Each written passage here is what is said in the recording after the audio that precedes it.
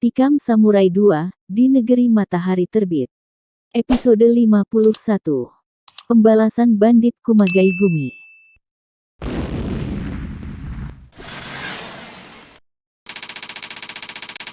Tikam Samurai 2, di Negeri Matahari Terbit. Episode 51. Pembalasan Bandit Kumagai Gumi. Suara Michiko terdengar lantang dan bergetar. Dan hanya dalam waktu beberapa detik setelah ucapannya itu, semua orang yang hadir segera mengetahui bahwa anak muda itulah rupanya yang telah mengalahkan obosan kuil Shimogamo ini dan beberapa murid utamanya. Semua mereka kini memperhatikan dengan seksama. Indonesia Jin, Indonesia Jin, orang Indonesia, orang Indonesia. Terdengar suara berbisik-bisik. Para pendeta kuil Shimogamo itu berlarian mengelilingi Michiko dan si bungsu. Wakil Saburo di kuil itu, seorang pendeta tua gemuk dan berwibawa, segera membungkuk hormat dan berkata perlahan, "Mohon Michiko-san jangan menuruti hati marah. Obosan meninggal dengan terhormat. Dia mati dengan harakiri.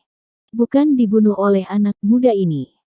Lagi pula bukankah kemarin sebelum dia meninggal obosan berpesan bahwa dia tak ingin ada dendam yang berlanjut antara kita dengan bungsu-san? Bukankah obosan sudah menerima salah atas perbuatannya terhadap keluarga bungsu-san? Mohon Michiko-san menyabarkan hati." Namun Michiko nampaknya sangat terpukul atas kematian ayahnya. Itu terbukti ketika dia berkata dengan lantang, "Dengan pihak kuil Shimogamo boleh tak ada urusan. Tapi dengan diriku, kenapa harus kalian larang? Apakah ada aturan yang melarang seorang anak menuntut balas kematian ayahnya?"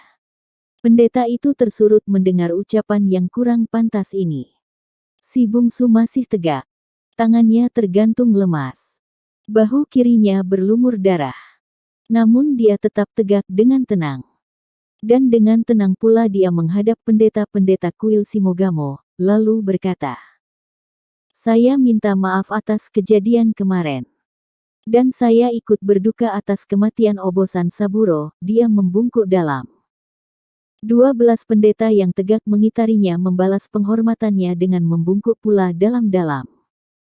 "Terima kasih atas kunjunganmu kemari bungsu-san. Kami menghargai sikap satria. Dan kami memuliakan kejujuran," wakil obosan itu menjawab. Ucapan mereka diputus oleh Michiko. "Nah, kita lanjutkan persoalan antara kita yang belum selesai. Cabutlah samuraimu. Jangan kau kira engkau saja yang mampu mempergunakannya." Suara Michiko terdengar nyaring, getir dan bernada luka. Si bungsu menatapnya. Dan dia dapat merasakan betapa hancurnya hati gadis itu. Bukankah dia juga pernah menaruh dendam yang sama seperti yang dialami gadis ini? Dendam dan kebencian yang berkobar, yang menjalani segenap pembuluh darah dan segenap tulang belulang terhadap orang yang membunuh ayah, ibu dan kakaknya. Dan itulah kini yang dialami Michiko. Tidak, yang dialami Michiko sebenarnya bukan hanya kebencian dan dendam saja. Jika dibandingkan antara dia 7 dan 8 tahun yang lalu, yaitu ketika ayah, ibu dan kakaknya dibunuh Saburo, maka keadaan gadis ini jauh lebih menyedihkan. Perbedaannya terutama pada dua hal. Pertama, si bungsu adalah seorang lelaki. Betapapun sengsara yang menimpa dirinya, sebagai seorang lelaki dia masih tetap punya keteguhan. Sementara Michiko adalah seorang wanita. Betapa perkasanya seorang perempuan, namun fitrahnya tetap saja seorang perempuan. Lengkap dengan kelemahan-kelemahannya. Dan perbedaan yang kedua adalah soal perasaan. Si bungsu mendendam dan membenci Saburo sebagai lawan yang benar-benar tegak berlain sisi dengan dirinya. Artinya, dia tak kenal Saburo. Dan dalam situasi itu, Saburo justru adalah lelaki yang harus dia bunuh. Sebab lelaki itu adalah tentara dari suatu negeri yang menjajah negerinya. Jadi tak ada beban jiwa yang dipikul si bungsu dalam memusuhi Saburo. Berlainan halnya dengan Michiko. Dia kini membenci dan memusuhi lelaki yang telah menyelamatkan kehormatan dan nyawanya. Dan lebih daripada sekedar hanya pertolongan itu, yang lebih parah adalah karena dia harus membenci dan mendendam pada lelaki yang dia cintai. Inilah beban yang paling berat yang harus dipikul gadis itu. Sejak anak muda itu menyelamatkan dirinya dari perkosaan di Hotel Asakusa di Tokyo dahulu, dia sudah tak bisa melupakannya. Dan peristiwa di kereta api ketika menuju ke Kyoto ini menyebabkan hatinya benar-benar tertambat pada pemuda Indonesia ini. Sikap si bungsu yang lembut, tutur sapanya yang sopan dan tahu menempatkan diri, dan sudah tentu keperkasaannya, meruntuhkan hatinya. Setiap yang dia pikirkan adalah bagaimana bisa bertemu dengan anak muda itu. Dia benar-benar merindukannya. Dan dalam saat seperti itulah bencana itu terjadi. Si bungsu ternyata mencari ayahnya untuk membalaskan dendam. Dan dalam pertarungan kemarin, si bungsu telah melukai punggungnya dan mengalahkan ayahnya. Meskipun ayahnya mati karena harakiri, namun hal itu takkan terjadi kalau tidak karena si bungsu. Kematian ayahnya adalah kematian segala-galanya bagi gadis ini. Itulah sebabnya kenapa dia merasa benci dan berniat menuntut balas pada si bungsu. Membenci dan memusuhi orang yang sangat dicintai. Adakah hal lain yang lebih menyiksa dalam hidup ini selain yang dialami Michiko? Dan si bungsu menyadari hal itu. Itulah sebabnya dia tak sampai hati melayani amarah gadis tersebut. Dan ketika Michiko kembali melontarkan tantangannya, si bungsu memberi hormat dengan membungkuk dalam-dalam, kemudian dengan tangan kanan tetap memegang luka yang mengalirkan darah di bahu kirinya, dia melangkah pergi. Michiko yang perasaannya benar-benar terluka dan menderita, berteriak menahannya. Lelaki pengecut, jangan pergi sebelum kau lunasi hutang nayawamu. Sambil berkata begini, dia menghayunkan samurai di tangannya. Namun pendeta-pendeta kuil Shimogamo yang mengitarinya segera turun tangan mencegah. Para pendeta ini memang menghormati sikap si bungsu. Dan secara kesatria pula, mereka mengagumi anak muda itu. Mereka memang menghormati obosan mereka.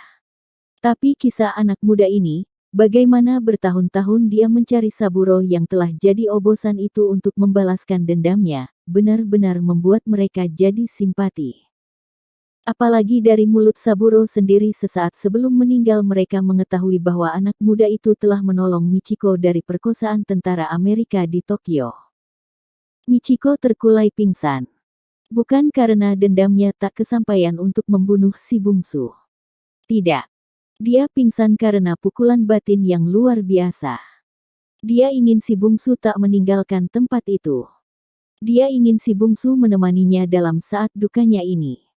Dia ingin pemuda itu melindunginya dalam dekapan yang kukuh. Dia ingin pemuda itu membelai wajahnya. Menciumnya dengan penuh sayang. Dia ingin sekali semuanya. Tapi di saat yang bersamaan, dia juga ingin anak muda itu mati di tangannya. Dia ingin anak muda itu tercencang tubuhnya oleh samurainya. Dia ingin membalaskan dendam kematian ayahnya. Dia ingin anak muda itu tak pernah ada di permukaan bumi ini. Dan keinginan yang alangkah bertolak belakangnya ini, memukul batinnya secara dahsyat. Itulah yang membuat dirinya tak sanggup tegak dan rubuh pingsan. Gadis ini benar-benar seorang yang patut dikasihani. Demikian berat cobaan yang mendera dirinya dalam usia yang belum cukup 20 tahun. Si bungsu tak mengetahui bahwa di saat dia membelakang dan menjauhi tempat itu, Michiko rubuh pingsan. Dia melanjutkan langkahnya meninggalkan altar tersebut. Meninggalkan kuil Shimogamo itu. Meninggalkan prosesi pemakaman obosan Saburo Matsuyama.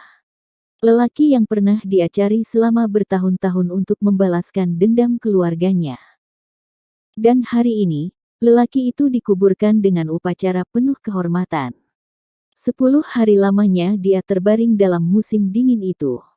Terbaring di hotelnya sambil mengobati luka bekas hantaman samurai Michiko. Namun hari ke-10 nampaknya dia harus meninggalkan hotel itu. Sore harinya dia tengah duduk selesai minum sake ketika di luar dia dengar suara bertengkar. Salah satu suara itu dikenalnya baik sebagai suara seorang pelayan hotel tersebut. Kemudian didengarnya suara tamparan. Dan pintu kamarnya dibuka tanpa diketuk terlebih dahulu. Dia menatap 4 lelaki tegak di pintu kamarnya. Keempatnya memakai senjata. 2 orang menggantungkan samurai di pinggangnya. Seorang memakai rantai sebesar ibu jari kaki yang digantungkan ke lehernya. Seorang lagi memakai trisula. Sejenis senjata seperti tombak yang mempunyai 3 cabang. Kami dari Kumagai Gumi. Yang memegang tombak trisula itu berkata dengan suara serak. Dan ucapannya diiringi dengan hayunan tombak trisulanya ke arah si bungsu. Si bungsu sudah merasa sejak dia mendengar pertengkaran di luar tadi, bahwa orang yang datang ini pastilah berniat tak baik. Dan ketika lelaki itu menyebut Kumagai Gumi, dia segera ingat pada organisasi bandit yang anggotanya pernah dia sudahi di depan stasiun kota Gamagori. Yaitu ketika dia menyelamatkan Michiko dari gangguan 2 orang anggota komplotan itu. Kemudian ternyata yang 2 orang ini memanggil 3 temannya lagi. Salah seorang di antaranya ternyata adalah pimpinan Kumagai Gumi di kota itu. Dan kini kelompok itu datang membalas dendam. Si bungsu sudah waspada di saat orang itu menghayunkan tangannya menghujamkan tongkat trisula. Anak muda ini menggulingkan tubuh ke belakang. Dan tombak itu menghujam di kasurnya. Dan tanpa memberi waktu sedikit pun, ketiga lelaki lainnya segera mengepungnya dan menghantamnya dengan senjata di tangan mereka. Tahan! Si bungsu berseru. Anak muda ini sudah merasa jenuh dengan perkelahian. Dia sudah merasa seperti tukang bantai. Karena itu, dia tak ingin berlarut-larut. Untungnya, keempat lelaki itu mau menahan serangan mereka. Kalian datang untuk membalaskan kematian 5 teman kalian di stasiun Gamagori. Keempat lelaki itu menyeringai. Dan yang menjawab adalah yang memakai tombak trisula itu. Nampaknya dia adalah pimpinan di antara keempat lelaki tersebut. Ya, kami datang untuk menuntut balas kematiannya. Dan kini engkau bersiaplah menerima nasibmu. Tunggu, untuk apa kita memperpanjang persengketaan ini? Saya tidak ingin mengatakan siapa yang salah dan siapa yang benar dalam peristiwa itu, tapi apakah tak ada jalan lain untuk menyelesaikannya tanpa menumpahkan darah? Keempat lelaki itu saling pandang. Dan malangnya, keempat mereka jadi salah duga terhadap maksud ucapan si bungsu. Anak muda ini benar-benar tak ingin menumpahkan darah lagi. Dia sudah merasa penuh dosa. Tapi keempat lelaki itu justru menafsirkan bahwa anak muda ini takut kepada mereka berempat. Dan inilah pangkal celaka itu. Kalau saja mereka mau sedikit berpikir agak waras, bahwa anak muda ini datang dari jauh tanpa bekal kecuali samurai dan dendam, mungkin mereka akan dapat mengerti. Namun sudah dasarnya kaum rampok dan penyamun, yang ada pada mereka adalah keangkuhan. Sikap mengalah orang dia duga sebagai sikap takut. Hei, jangan menangis anak muda. Engkau barangkali bisa kami ampuni kalau engkau mau merangkak keliling kamar ini. Si bungsu menatapnya. Keempat lelaki itu menyeringai. Ya, kalau kau mau merangkak dan minta ampun pada kami, maka kami akan pertimbangkan untuk tetap membiarkan engkau hidup. Si bungsu masih menatap mereka. Kalau kau mau, mulailah. Si bungsu masih menatap dengan diam. Kau tak mau. Kami akan menguliti kepalamu dan engkau akan kami cencang. Apakah persoalan memang bisa selesai dengan hanya merangkak dan minta ampun? Suara si bungsu terdengar perlahan. Anak muda ini sebenarnya memang bersedia melakukan seperti yang diminta oleh bandit-bandit Kumagai Gumi itu. Yaitu kalau persoalan itu memang bisa diselesaikan dengan cara demikian. Tapi orang Kumagai Gumi ini mana mau persoalan hanya sampai di sana. Mereka datang memang untuk membalas dendam. Kemudian dengan pernyataan anak muda itu, mereka merasa di atas angin. Mereka menduga anak muda itu takut. Karena itu, kesombongan mereka menjadi-jadi. Ya, merangkaklah. Dan kemudian menyembah minta ampun. Lalu tindakan berikutnya boleh kita pikirkan, apakah engkau bisa bebas atau ditambah dengan acara lainnya. Kembali yang memakai tombak Trisula itu bicara. Si bungsu menyadari bahwa apapun yang dia lakukan, maka keempat orang ini hanya berniat satu, yaitu menghendaki nyawanya. Dia jadi menyesal. Menyesal karena tak bisa menghindarkan diri dari perkelahian. Kalau berkelahi, itu tak lain artinya adalah maut. Sampai bila dia harus jadi tukang bantai. Dia menarik nafas panjang. Dan karena dia tetap tak merangkak, tidak pula minta maaf atau menyembah seperti yang diminta, maka yang memakai rantai segera melecutkan rantainya ke arah si bungsu. Anak muda ini kembali bergulingan di lantai dengan jurus lompat tupai itu. Dan dia luput dari hantaman rantai besar itu. 3 orang lagi maju dengan senjata mereka. Si bungsu menyambar samurainya yang terletak di tempat tidur. Dan sebelum orang-orang Kumagai Gumi itu sadar apa yang terjadi, terdengar mereka saling berseru kaget. Dan mereka tersurut. Dada mereka keempatnya terasa perih. Ketika mereka menoleh, ternyata kimono mereka telah robek tentang dada. Melintang dari kanan ke kiri. Dan dari balik kimono yang robek itu darah mengalir perlahan. Si bungsu telah bergerak amat cepat. Namun tetap saja anak muda ini tak menginginkan ada nyawa yang tercabut. Itulah sebabnya dia tak mau membunuh keempat lelaki itu. Meskipun kalau dia mau, dengan mudah bisa dia lakukan. Kini dia tegak di atas tempat tidur dengan samurai sudah berada dalam sarungnya. Saya berharap hal ini bisa diselesaikan dengan baik-baik, kembali suaranya terdengar perlahan.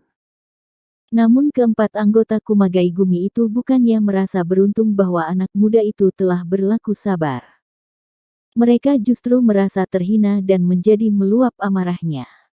Seperti di komando, mereka lalu serentak maju menyerang. Kembali samurai si bungsu berkelebat. Dia tak mau menjatuhkan tangan kejam. Samurainya kembali hanya melukai kaki dan tangan mereka. Dia berharap dengan itu keempat mereka jadi jerah. Namun karena tak mau mencederai, maka gerakannya jadi lambat. Suatu saat, rantai besar itu berhasil membelit samurainya. Dan di saat yang sama 2 samurai yang lain membabat tangannya. Benar-benar berbahaya. Dan satu-satunya jalan untuk selamat adalah melepaskan samurai tersebut. Dan itulah yang dilakukan anak muda ini. Dia melepaskan samurainya yang terbelit rantai. Dengan demikian tangannya selamat dari pancungan kedua samurai lawannya. Serangan tombak Trisula yang datang menghujam rusuknya dia elakkan dengan melompat ke sisi. Serangan berikutnya, yaitu hantaman rantai, terkaman mata samurai dan tikaman tombak, dia elakkan dengan bergulungan di lantai memakai lompat tupai yang terkenal itu. Tapi sampai kapan dia dapat bertahan? Nafasnya memburu. Lawan yang dia hadapi bukan lawan sembarangan. Lawannya ini adalah pembunuh-pembunuh kelas 1 di kota Kyoto. Pembunuh kelas 1 dalam organisasi Kumagai Gumi. Maka dia hanya dapat bertahan dengan bergulingan beberapa saat saja. Sambil bergulingan dia mencari kemungkinan untuk lari keluar. Tapi keempat lelaki itu seperti menebak apa yang dia inginkan. Karena itu pintu mereka jaga dengan ketat. Dan akhirnya si bungsu lelah diburu keempat senjata Kumagai Gumi ini. Pada jurus ke-16 dari serangan mereka, rantai sebesar empu kaki dengan panjang 2 meter itu menghajar perut si bungsu. Sakitnya bukan main. Dia bergulingan berusaha mencapai samurainya. Namun samurai itu ditendang oleh yang memakai tombak hingga terpental ke dekat pintu. Dan kembali rantai itu menghajar punggungnya. Dia tersandar ke dinding. Tubuhnya lemah. Keempat anggota Kumagai Gumi itu berhenti. Menyeringai buruk. Yang memakai samurai tiba-tiba bergerak. Dan tanpa ampun, kedua bilah samurai itu bekerja. Dada, perut, bahu dan paha si bungsu kena sabet oleh samurai itu. Luka menganga. Si bungsu berusaha untuk tak memekik meski sakitnya bukan main. Darah merembes terus. Indonesia Jin. Engkau telah lancang dan kurang ajar membunuh 5 orang anggota kami di kota Gamagori. Kini saatnya kau merasakan pembalasan kami. Yang bicara ini adalah yang pakai tombak Trisula. Dan kata-katanya diakhiri dengan meluncurnya tombak bercabang 3 di tangannya. Si bungsu yakin, betapapun dia coba mengelak, namun sudah tak ada gunanya lagi. Dia tak lagi punya tenaga. Dan tombak bercabang 3 itu menghujam dalam di pahanya. Hanya Tuhan yang tahu betapa sakitnya paha si bungsu. Namun dia tak memekik sedikit pun. Bukankah azaban yang jauh lebih dahsyat, yaitu ketika kuku dan jarinya dicabut dan dipatahkan Jepang di terowongan bawah tanah Bukit Tinggi dulu jauh lebih hebat. Dia hanya menatap diam pada keempat anggota Kumagai Gumi itu. Keempat lelaki Jepang itu mau tak mau mengerenyitkan kening mereka. Dan saling pandang sesamanya. Ketabahan dan ketangguhan anak muda Indonesia ini benar-benar luar biasa bagi mereka. Kita sudahi saja cepat anak ini, kata yang memakai samurai. Dan keempat mereka nampaknya sepakat untuk menyudahi orang Indonesia itu. Si bungsu sudah pasrah pada nasibnya. Tanpa dia sengaja, jari jemarinya meraba cincin bermata berlian di jari manisnya. Cincin pemberian Salma. Sesaat dia teringat pada gadis itu. Teringat pada kampung halamannya. Pada si 7 ladang laweh. Pada Gunung Sago dan Payakumbuh. Tugasku selesai, aku rela mati di sini, hatinya berkata perlahan begitu keempat lelaki itu mengambil ancang-ancang untuk menyudahi nyawanya. Dia menatap keempat anggota beruang gunung itu. Menatap dengan tak berkedip. Namun saat itu terdengar seseorang batuk di pintu. Keempat anggota Kumagai Gumi itu menghentikan gerakan mereka dan menoleh ke pintu. Si bungsu juga menoleh ke pintu. Lewat keempat tubuh lelaki itu dia melihat seorang lelaki Jepang tegak di pintu. Lelaki yang baru muncul itu berambut sangat pendek. Hanya 1 senti. Tubuhnya agak gemuk. Memakai kimono berwarna coklat. Dia tegak di balik pintu yang telah ditutupkan. Rupanya tak seorang pun yang tahu kapan dia membuka pintu dan masuk kemudian menutupkan pintu. Kini dia tegak dengan kepala menunduk. Siapa kau? Bentak yang memegang tombak. Lelaki itu masih menunduk. Di tangannya dia memegang sebuah tongkat panjang. Dan si bungsu segera mengenali bahwa tongkat di tangan lelaki itu mirip dengan tongkat yang selalu dia bawa. Tongkat di tangan lelaki itu pasti samurai. Tapi berlainan dengan samurai yang dia miliki, samurai di tangan lelaki itu nampaknya lebih kecil ukurannya. Meski panjangnya sama, tapi lebarnya berbeda. Siapa kau? Yang bertombak itu membentak lagi. Dengan masih menunduk, terdengar suara lelaki yang baru muncul itu perlahan. Alangkahnya tak bermalunya. Ramai-ramai mengeroyok orang asing di kota ini. Keempat lelaki itu saling pandang sesamanya. Mereka sungguh mati tak pernah mengenal lelaki ini. Si bungsu juga heran. Dia tak pernah mengenal lelaki ini sebelumnya. Mengapa lelaki tak dikenal ini tiba-tiba saja muncul dalam kamarnya? Engkau pemilik samurai ini orang asing. Lelaki itu bertanya perlahan. Dan di tangannya rupanya telah tergenggam samurai si bungsu yang tadi disepakkan ke dekat pintu oleh anggota Kumagai Gumi itu. Iya, kata si bungsu perlahan. Nah, ambillah kembali, lelaki asing yang baru datang itu berkata dan tiba-tiba melambungkan samurai itu tinggi-tinggi. Melewati kepala keempat anggota Kumagai Gumi itu. Dan tanpa dapat dicegah jatuh tepat di depan si bungsu. Sudah tentu si bungsu tak mau menyia-nyiakan kesempatan ini. Dengan sisa tenaga, dia menyambar samurainya itu. Keempat anggota Kumagai Gumi itu bukan main berangnya. Mereka sesaat melupakan si bungsu yang tak berdaya. Serentak mereka menyerang orang lancang yang baru masuk itu. Namun yang berada paling depan, yaitu yang memakai samurai, terpekik dan terguling rubuh. Dia mendekap mukanya yang berdarah. Ketiga lelaki lainnya segera maju. Namun lagi-lagi mereka terpekik. Dan kali ini, dua di antaranya mati. Yaitu yang memegang tombak bercabang 3 dan yang memakai rantai. Si bungsu sendiri kaget bukan main melihat kecepatan lelaki ini. Dia seperti tak melihat pada keempat anggota Kumagai Gumi itu. Namun gerakannya demikian cepat. Samurainya berkelabat seperti kilat yang amat sulit diketahui. Dua orang anggota Kumagai Gumi yang masih hidup jadi kaget. Mereka kini terjepit antara dua lelaki yang kemahirannya bersamurai bukan main. Yaitu antara lelaki baru masuk itu di pintu, dengan orang Indonesia itu di bahagian dalam kamar. "Sis, siapa engkau?" Yang memakai tombak itu bertanya gugup. Lelaki itu mengangkat wajahnya. Dan dengan kaget, baik si bungsu, terlebih lagi anggota Kumagai Gumi itu mengetahui, bahwa lelaki ini ternyata buta. "Zatoichi." Suara anggota Kumagai Gumi itu terdengar seperti tangisan. Lelaki yang buta itu menunduk. Dan yang tak tanggung-tanggung kagetnya adalah si bungsu. Dia kaget mendengar nama Zatoichi itu. Siapa di antara orang di Jepang yang tak mengenal dan mendengar nama Zatoichi? Nama itu sebuah legenda. Nama seorang pahlawan rakyat Jepang. Seorang lelaki buta yang kecepatan samurainya hampir-hampir tak tertandingi. Dan dengan kemahiran bersamurai itu, meskipun buta, dia malang melintang di seluruh tanah Jepang. Berkelana dari satu negeri ke satu negeri menegakkan keadilan.